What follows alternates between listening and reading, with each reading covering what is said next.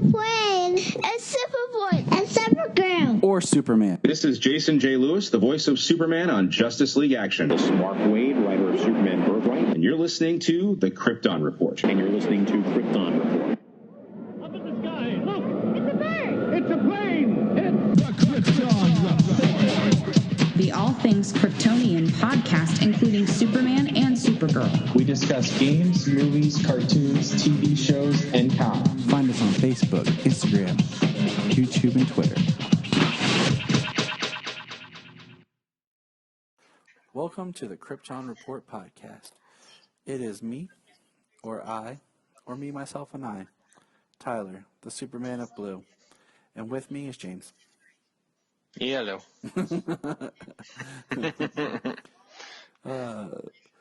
What's up, man? How you doing? Oh, I'm doing all right.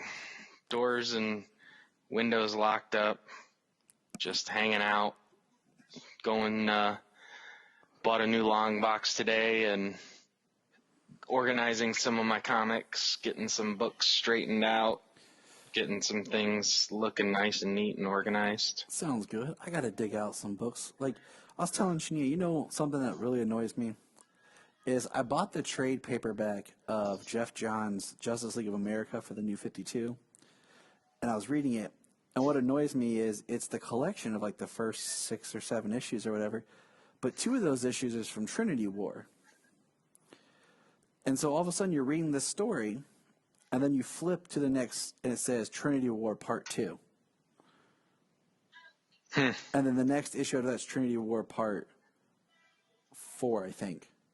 Or Part 5. Oh, right, because and I'm just like, man, like, this is what, like, bothers me a lot of times in trades is now it's like, I have 2 books, like, I have the whole Trinity War. I got the individual issues. I got to dig it out.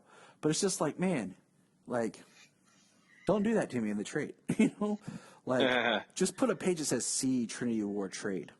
Because then it's like, if I hadn't read it, I'd be like, well, I can't read the rest of my book. You know? It's just such a downer.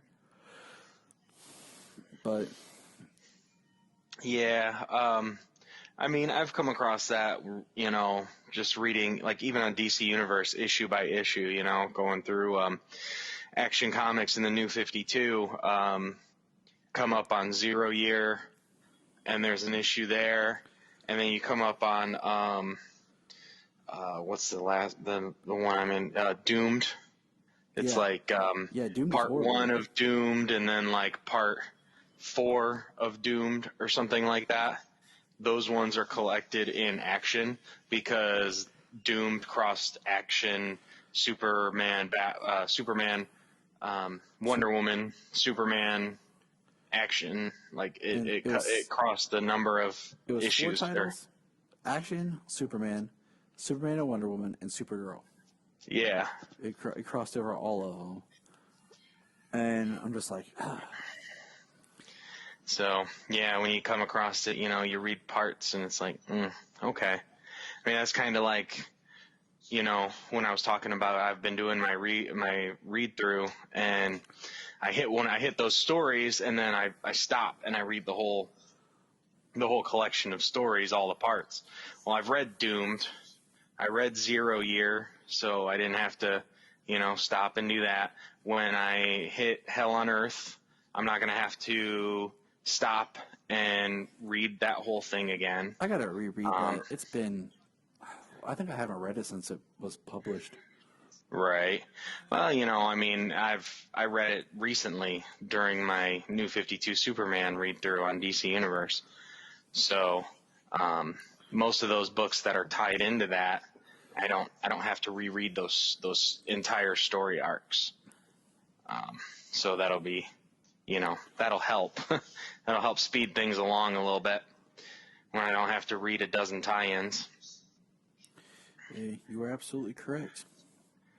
But as far as reading goes, I've been rereading. I'm about to finish up Grant Morrison's Action Comics New 52 run. I'm telling you, man, I went to Ollie's. I got these books for $3.99 a piece. Brand new trades. Oh, wow. You know, like Ollie's has a huge collection of like trades from both comic publishers, and I got a good bit of them.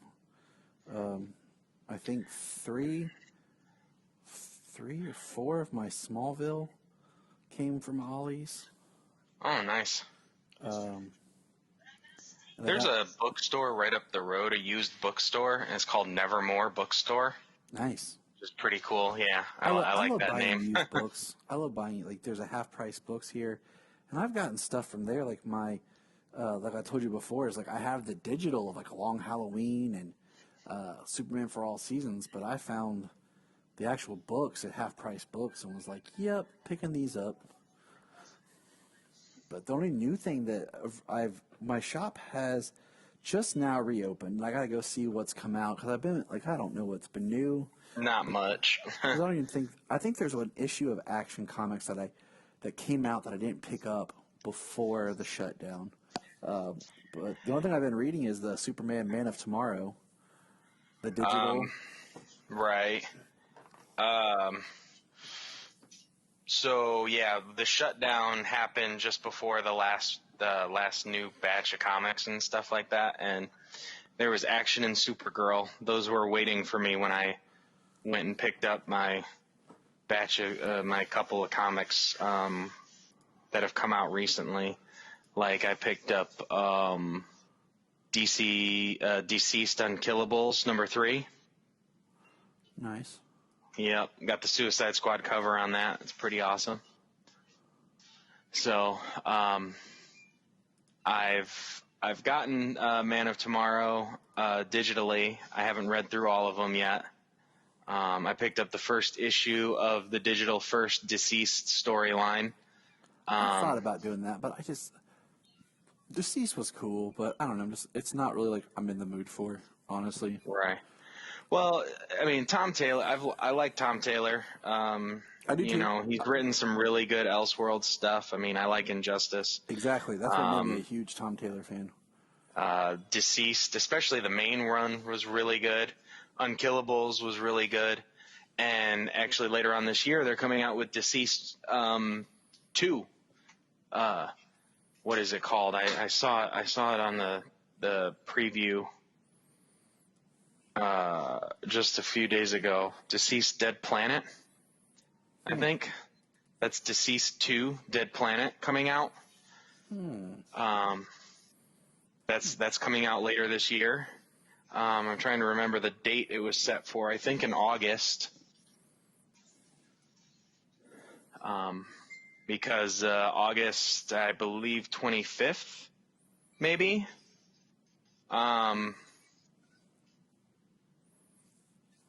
Is Three Jokers. Yeah, I'm not holding my breath. So, I mean, that's what they said. And what I say is, yeah, I'm not holding my breath. So, but that's, I mean, I want Three Jokers bad. But Yeah, this year's the 80th been waiting anniversary. 3 years.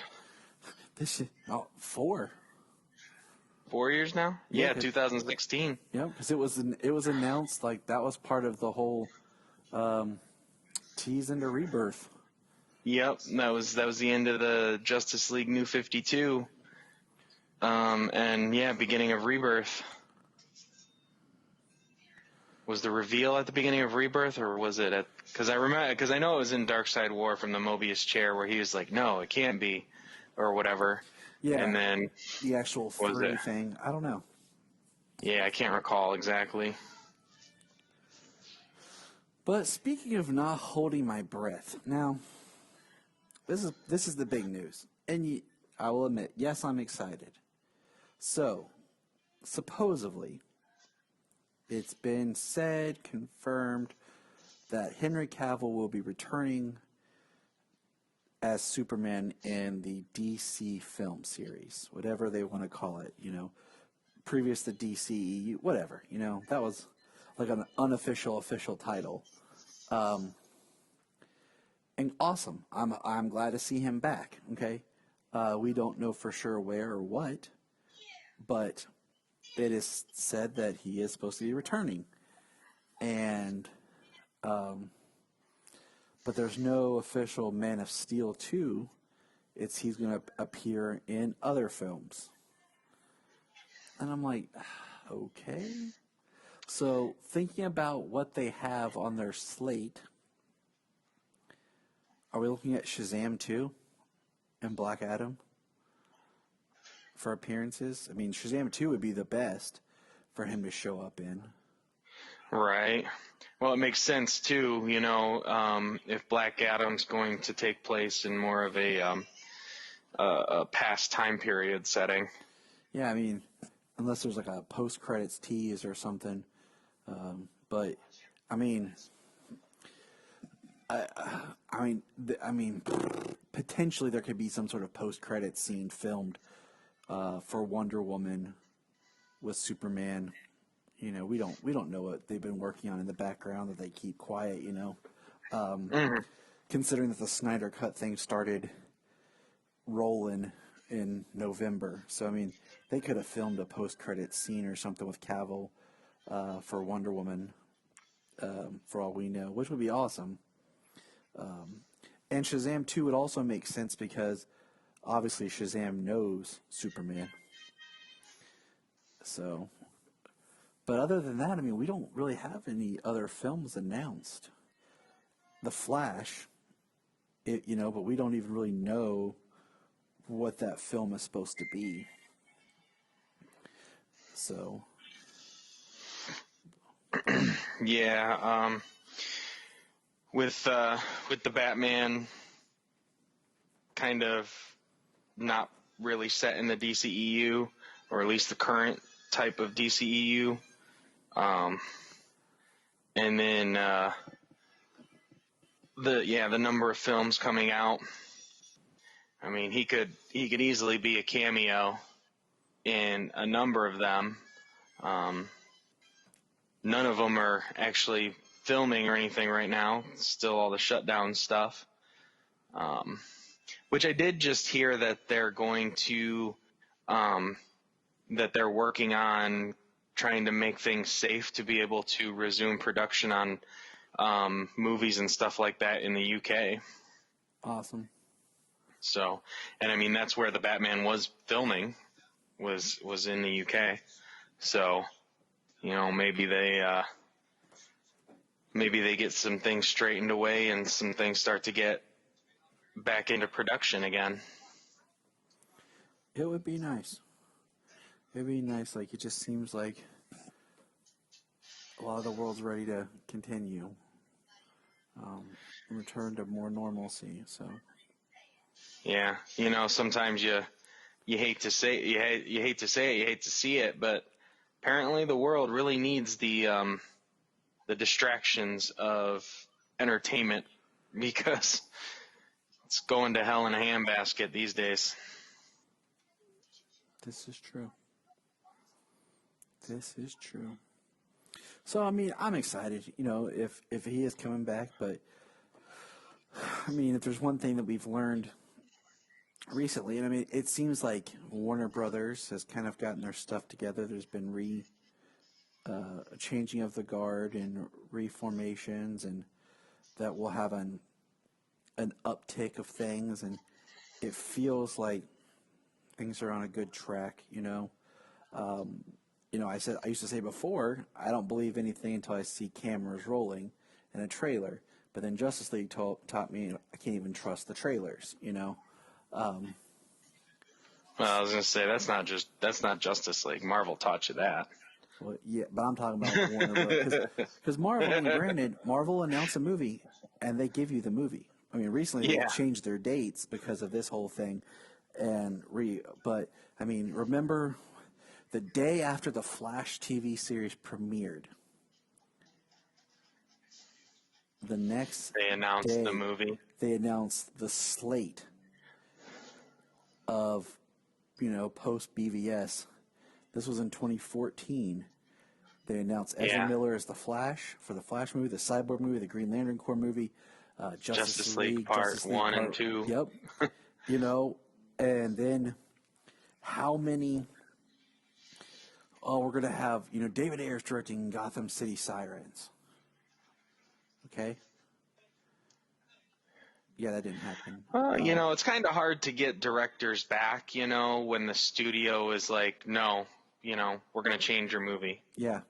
You have to change your movie. And then now there's new news arising that there's talks of another Harley Quinn solo movie. Mm-hmm. And I'm just like, okay. I think your best bet would be to do Birds of Prey versus the Gotham City Sirens. Do Catwoman, Poison Ivy, and Harley versus the Birds of Prey we met, and introduce Batgirl. Just, go with the Aquaman of just give us everything in one movie. Don't worry about a sequel. Don't worry about teasing. Just throw it all in there and give us something unique and extravagant, Yep. You give us something big like that out of the gate, You're not going to tell every single story that's been out there in one film, but you can put a lot in there and make it big and extravagant, and you're going to get people to return because they got to see a lot of what they wanted, and there's going to be more to come. Exactly. That's why Aquaman's so great. They gave us Aquaman in the suit, Atlantis, Black Manta, Ocean Master, and the Trench. That's pretty dope.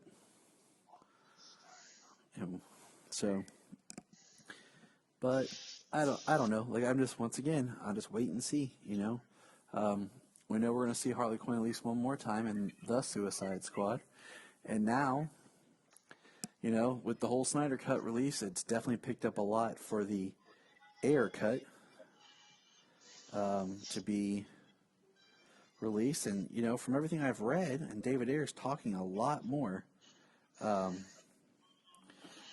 is that it wouldn't be much to get his cut because his cut was done, like it complete, ready to go, and then they just re-edited the film. So I feel that we'll get it at some point in time, but like I said, not holding my breath on anything. Just kind of taking it as it comes. Well, there may be talks of that already, or there may be talks of it in the sense of, well, let's see how Zack Snyder's Justice League does before we go ahead and do that, and change the film. I don't know. It's still even having this discussion, that these movies were done this too. I foresee if all things go well, the earliest like a fall to winter 2021, or maybe a 2022. Yeah. But, I mean, it's nice that they're giving opportunity to these creators, because it's really messed up, that creators have their work messed with so much. you hire someone to do a movie, you approve a script, and then you just right. change What's worse about it is, like, you can bring up the Marvel comparison. And Marvel, they do like interfere, not to say interfere, but they do have a hand in how it's produced. But the fact is, they have one guy steering the ship, and he's got a story he's telling, or at least has had a story that he's telling throughout this episodic process that the Marvel movies are. And you've had one guy in charge, you've had one guy steering the ship. Over at Warner Brothers, it's not DC Films and, Jeff Johns or Jim Lee or something like that steering the ship. Yeah, you don't have it's Warner Brothers, it's executives trying to make these business decisions and interfering with creatives because of business reasons, not because they're trying to direct a story in a way that they believe it would that they believe would work and pan out. It's business alone. Yeah. The thing is, they've always said that what the DC film division, Warner Brothers, has needed is their own Kevin Feige. And even if you look at, like you said, Marvel Films has their own studio. Kevin Feige is the executive producer and the overseer of everything. So he's steering and involved in every Marvel film to create, and he does these decisions. That's why you get good directors, but you get a lot more younger directors or television directors. You know, the more seasoned directors were at the beginning, up-and-comers type thing that have really kind of steered the Marvel films. And that's why you just see a lot of differences. But we can harp on that more. But let's talk about more fun stuff. So we have been continuing our watch of the classic Max Fleischer cartoon series. And I don't know about you, man, but I'm really enjoying these old cartoons. Yeah, Jimmy just sat down and watched both of them with me before we got on here. He was loving it. I went to watch one the other day. And Yeah, I am. the kids would not let me watch it without them. And as much as that was kind of a pain, it was pretty awesome at the same time. Because they were like, no, Daddy, no, wait for me. I want to watch. And I was like, all right. So that's what we did, you know. And I'm glad we did, because the one we're about to talk about that's pure Solomon. And that's what was so awesome about it. Wow. How cool was that? Yeah. So we watched Superman get The Arctic monster. the Arctic monster, and then the monster was a T-Rex, but it looked like Godzilla. What do you love? I like What do you love? What are your favorite stuff? You love T-Rex, and you love Godzilla. Yeah. I love both of them. If you watch that episode, kids, if you watch the episode, people, the episode, you will see. You see, awesome. I mean, T-Rex. it says like Tyrannosaurus. Godzilla. Yeah, it says Tyrannosaurus, but the face doesn't look like Tyrannosaurus. Though it's huge. It's like Godzilla. And Superman saves Lois from the mouth. And the spikes. And he's got spikes, yeah. And spiders. Yeah. What do you think, Solomon? Was that a good episode? Yeah, that was my favorite episode out of all the Superman episodes. Wow, that's pretty cool. That's saying a lot. Yeah. So, without further ado, I will introduce you to, drum roll please, Superman and the Arctic Monster. Right? No, the Arctic Giant. My mistake. Yes, the Arctic Giant. So, in this, the setup is they find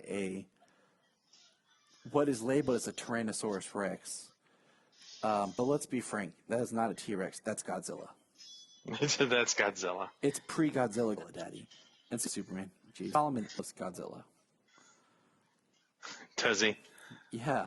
For Halloween, he is loving the old Godzilla movies. Nice. I got Jimmy one of those, I don't know, what is it, like 26-inch long Godzilla toys? Yes. Where you snap the tail together and it's like a 26-inch long, huge Godzilla toy. Yep, because we took Solomon to the movies to see Godzilla, King of Monsters last year, and that was the most fun I've ever had at the movies. Nice. Because he, at one point, he got out of his seat when Godzilla came in to fight Ghidorah and started singing the theme, and my wife looks over at him and goes, "I'm just so excited."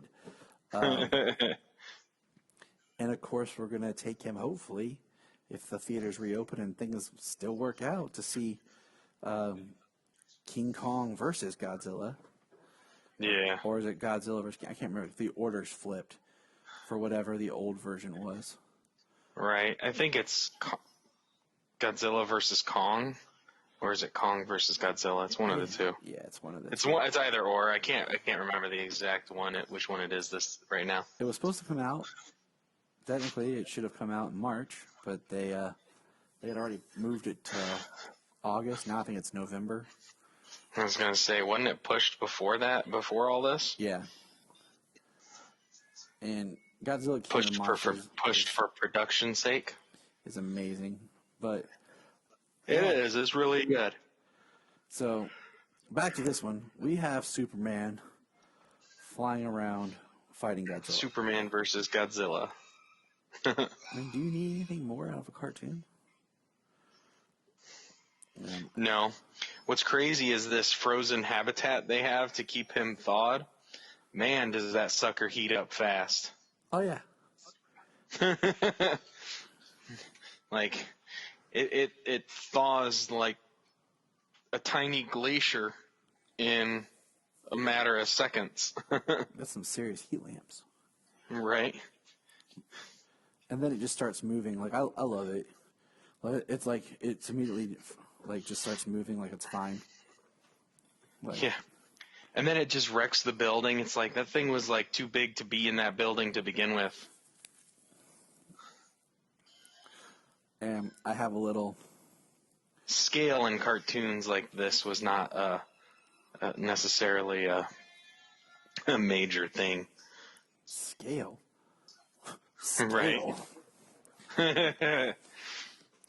Yeah, just have Superman punch it. It'll be good. And I got thinking about, like, when did his super breath come into play as a power? Was that in the 60s? During the Silver Age? I believe so. Like, I feel bad that I don't know. Maybe I should ask Phil. Because I was like, oh, he could just use a super breath and freeze it again. But he didn't, because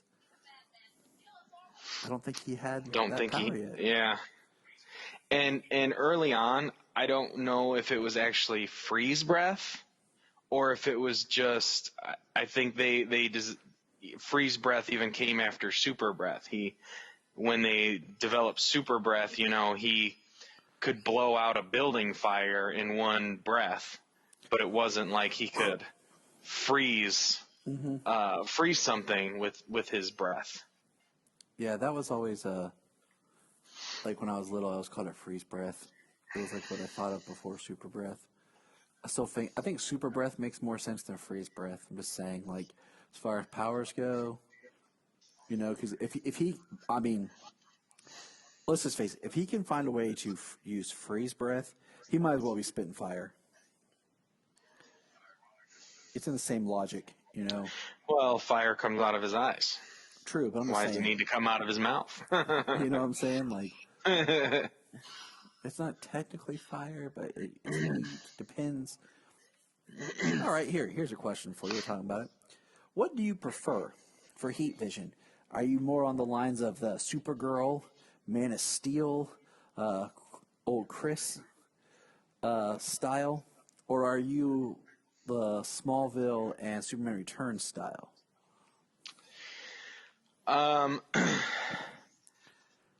So I lean more towards Smallville,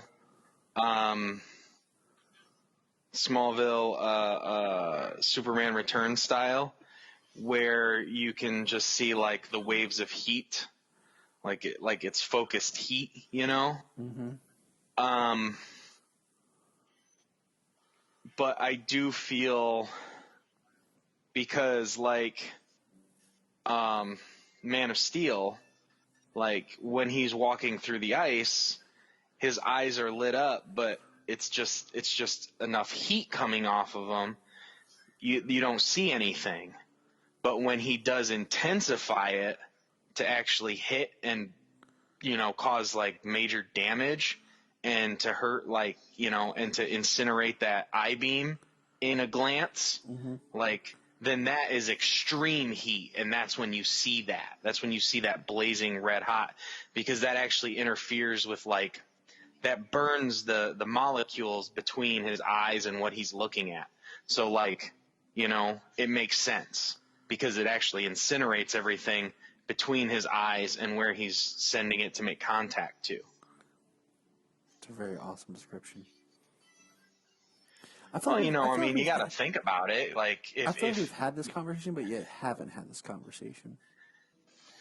I know we've had it in different, in varying degrees. The blue versus the red, the heat. The more like invisible heat from more of a Smallville or Superman Returns. I don't think we've actually condensed and talked about the whole thing though. Mm-mm. And see, because then I think like with the Man of Steel, Supergirl, so on style, I think about like Jeff Johns' solar flare, like you're expelling all your stored up energy. But I like the blue on Supergirl. It's different. It makes it its own. It's not that I don't like it or anything. I like it. It makes it its own. I like how Man of Steel, how it's like, it's not only just his eyes, like you see around his eyes. On the sides, and like it's all lit up and everything. Yeah, that's an awesome effect. You talk about the blue from Supergirl. Different colors of fire are varying temperatures, and different. Fire has different colors and has varying temperatures. So honestly, if they were to use like the hottest possible beam, it would be like a white beam coming out of their eyes. It'd be like a plasma cutter shooting white fire out of their eyes. That could be really cool to see, though. That would be really awesome. So, Superman and the Arctic Giant. So far, I think this is my most recommended just because it was so fun. Superman does a lot in this. He Godzilla crashes through a dam, and like there's a city like right at the bottom of this thing. Like if that dam were to ever break, like there's a neighborhood gone in an instant, people and everything. But he destroys the dam, and Superman's right behind him, and he pushes over a peak off of a mountain, and it just fills it up. He just pushes a whole thing, and it just creates a natural dam. And then it crashes through a bridge, and Superman is able to hold the bridge up and use suspension cable to tie the thing up, to tie the bridge and hold it straight. And then he even uses the large cable that you see hanging from the peak all the way down. He even uses that and uses it as a bolo and throws and trips up Godzilla. He's smart. Like, I like the way Superman's portrayed. And episode 5 is the next one, which this one kind of cracked me up. It's the Bulleteers. Wow, that was fun, wasn't it, Solomon? Yeah. So we just watched, was it? Superman and the Bulleteers. Superman and the Bulleteers. And what's your favorite part, Daddy? My favorite part actually is at the end where Superman like rips open the top of the bullet car like a can. And he grabs Lois and the bad guys and lets it crash. What's your favorite part? My favorite part is when Superman save Lois from the car. Yeah. Yeah. That's cool. What's your favorite part about this What's your favorite part, Mommy? Yeah, I liked the bullet train, and yeah, that was cool. Yeah. Because if you notice their costumes, their like hoods are shaped like a tip, like a bullet. And they fly that bullet plane. Which is sweet. That's one heck of a freaking vehicle, man. It goes through everything without taking a lick of damage. I mean, and it transforms. It's a car to a plane. So, the episode starts where they crash into police headquarters, just like, and then they threaten the city for money and everything. And they're calling in the military. I like how many times the military gets called in so far in these cartoons. And, of course, they're like at a cave broadcasting this out. And we see Perry White, excuse me, a little bit more. And there's actually 2 cuts in this one that look like they're fading out to a commercial.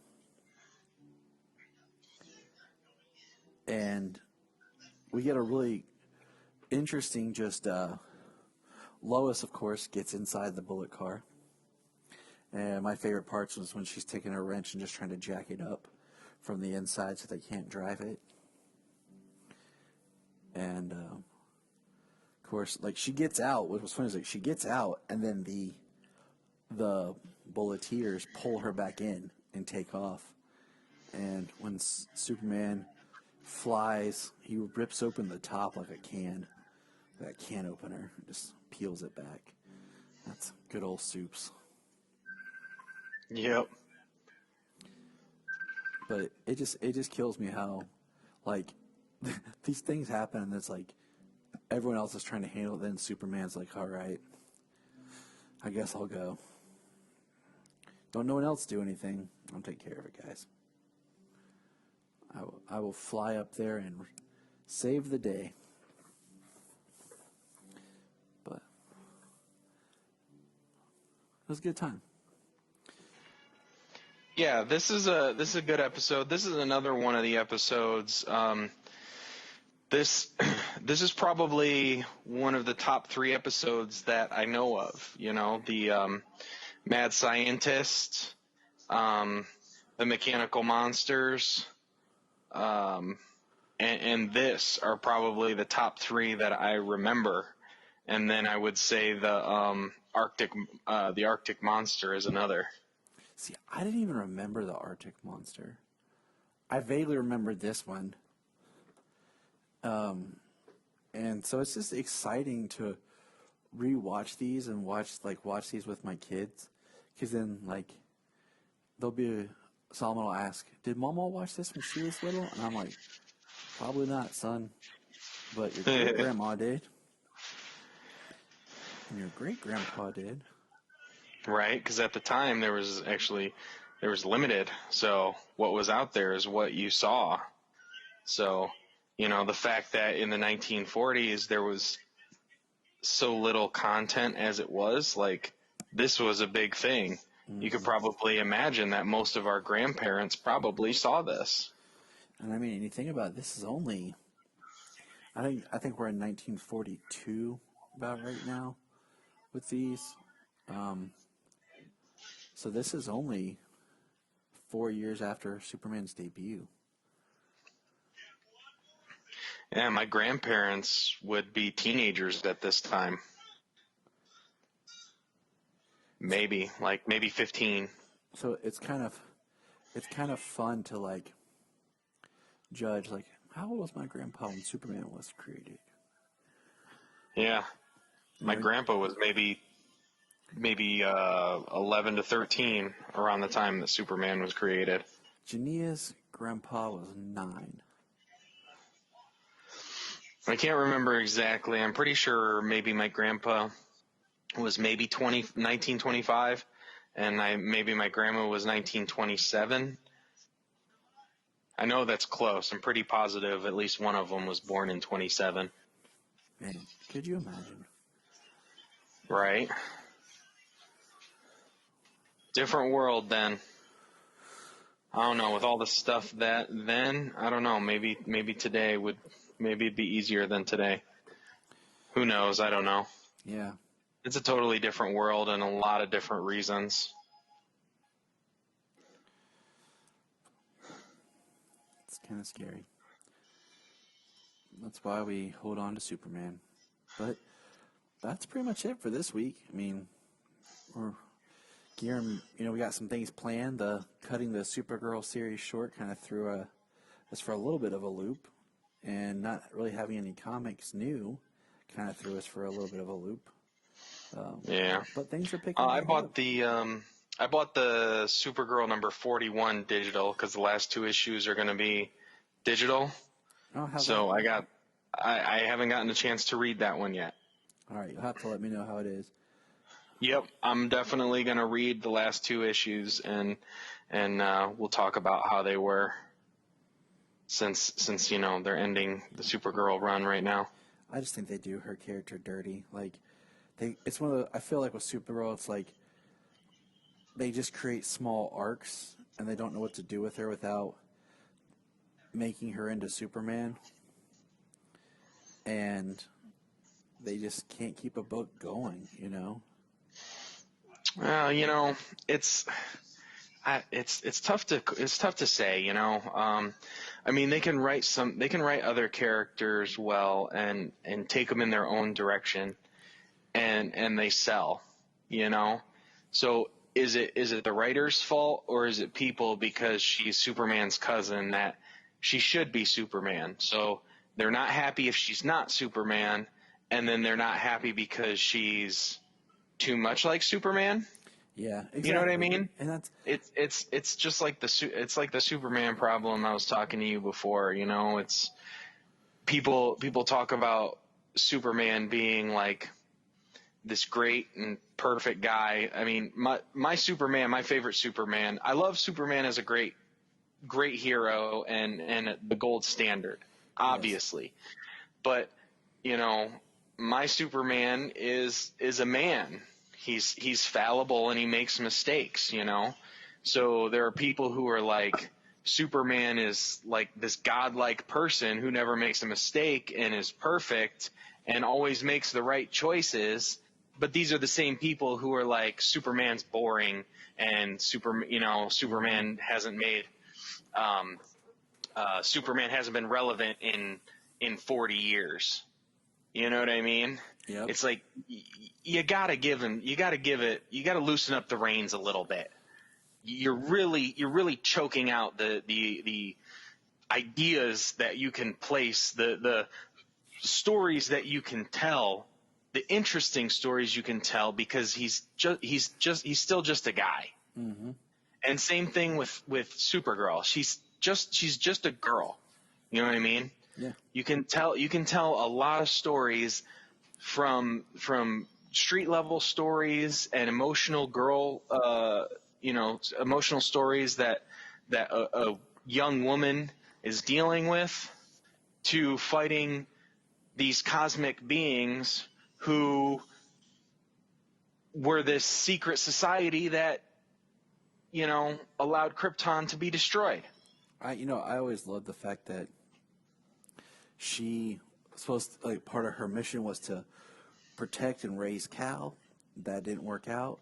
The fact that she remembers her planet and feels even more at a loss than what Cal does, and just that kind of weight that's on her, and that she never quite fits in, like she always, because she wasn't raised here. So I just think those are some good angles to work on her character. And I wish they would explore more of that than just being, let's just do Superman stories with her. Yeah. I mean, how many Superman stories do you see where, some issues he's always in his Superman costume doing his Superman thing, and how many issues do you see where he's barely in that costume and he's Clark Kent and he's doing his thing as Clark Kent, but doing it how he does it as himself, super hearing, vision, all that kind of stuff. Those are some fun stories. Exactly. And you can do you can do so much of that type of stuff with Supergirl. But you gotta have the emotional beats, Most of the Supergirl stories, most of the books that I've read so far out of this line, I got a stack of Supergirl books right there that I've been picking up since the Death of Krypton story started. Since it's been tied to Bendis' Superman.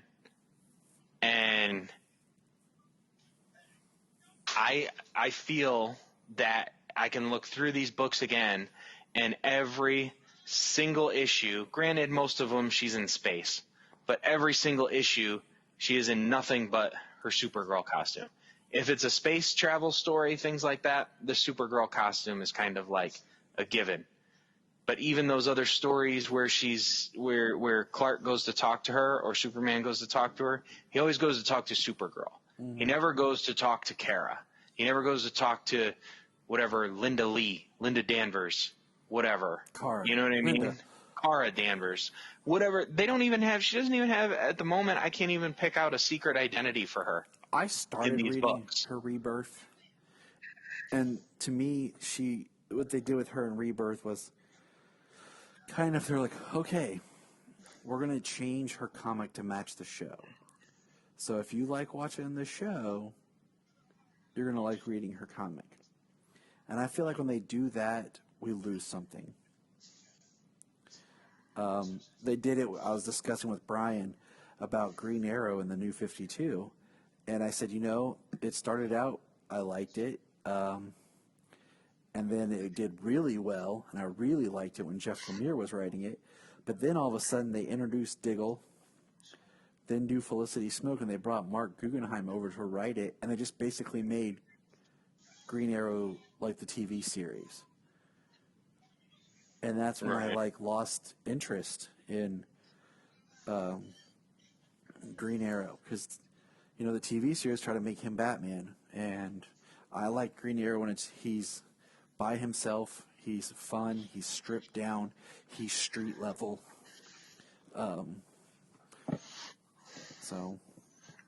Right. So there's a certain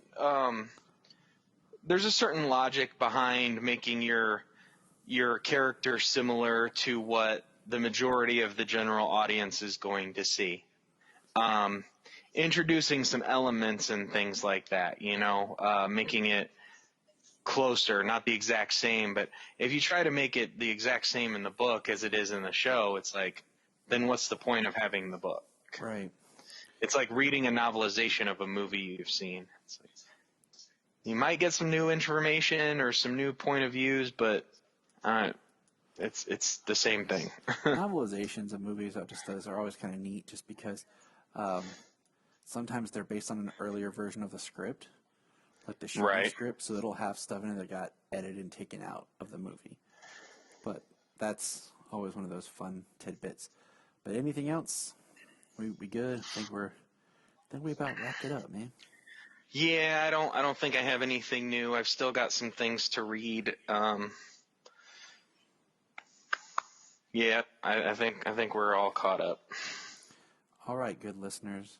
Hit us up on Facebook, Instagram, Twitter, our email, kryptonreportpod@gmail.com. Send us some feedback, things you'd like for us to talk about, review, or just your thoughts on anything Kryptonian or DC or life in general. That album by MXPX. So until next time, remember. James, you know what we forgot? What's that, Tyler? We were talking about Stargirl, and we forgot about action movers. Yeah, I messaged you about that. I was like, wait a second. And I lost my junk when that popped up, too. Exactly like it does on the cover of the book. Then when I was reading Stars and Stripes, they've got action movers in that. And it's action exactly how it would have been written like on the cover of a 90s book. And It's awesome, and I keep trying to I keep telling Jania, like, this is a new Earth too. So it's different. It's not like the Earth we've known. So maybe Superman is a comic. Who knows? But it's so cool. But yeah, we were dumb. We forgot that. Yeah, I geeked out when I saw it. I wanted to talk about it when we were talking about Stargirl because, I mean, obviously, like, we're Superman podcasts and we're going to recognize something like that. And then we forgot to freaking talk about it. Look up in the sky. Look up in the sky. Look in the sky.